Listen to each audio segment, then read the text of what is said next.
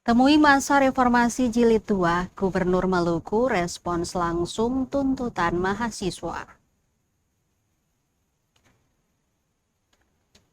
Gubernur Maluku Hendrik Lewerisa bersama wakilnya Abdullah Fanat akhirnya menemui masa aksi reformasi jilid 2 di depan kantor Gubernur Maluku, Rabu 17 Juni 2026.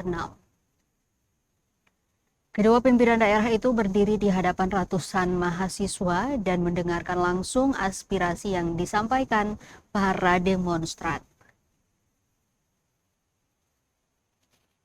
Dalam kesempatan tersebut, 3 perwakilan mahasiswa menyampaikan sejumlah isu strategis daerah, di antaranya meminta Kementerian Kehutanan meninjau kembali kawasan konservasi di Kabupaten Maluku Tengah, mendesak evaluasi analisis mengenai dampak lingkungan atau AMDAL aktivitas pertambangan di Kepulauan Kei, serta menyoroti pelaksanaan program makan bergizi gratis atau MBG yang dinilai belum berjalan efektif.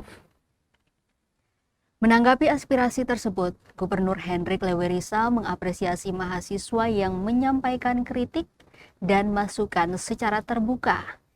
Ia menegaskan pemerintah daerah menghormati kebebasan mahasiswa dalam menyampaikan pendapat dan tidak memiliki niat membatasi ruang demokrasi.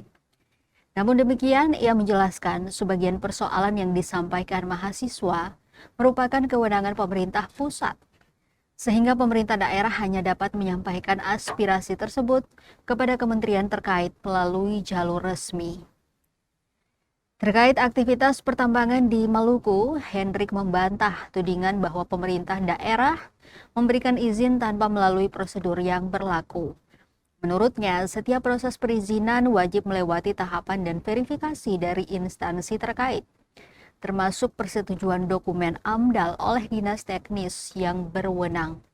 Hendrik juga menegaskan dirinya bersama wakil gubernur serta seluruh pimpinan OPD berkomitmen menjalankan pemerintahan secara transparan dan bertanggung jawab.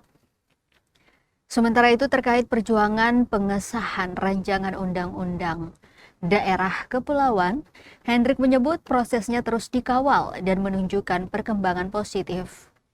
Ia mengungkapkan pemerintah pusat telah membentuk tim khusus untuk membahas RUU tersebut. Sementara pemerintah Provinsi Maluku telah menyampaikan surat resmi kepada DPR RI guna memperkuat dukungan terhadap pengesahannya. Menurut Hendrik, perjuangan untuk menghadirkan regulasi yang berpihak kepada daerah kepulauan membutuhkan dukungan seluruh elemen masyarakat, termasuk mahasiswa. Aksi reformasi jilid 2 kemudian ditutup dengan penyerahan dokumen tuntutan dari perwakilan mahasiswa kepada gubernur dan wakil gubernur Maluku yang disaksikan ratusan peserta aksi.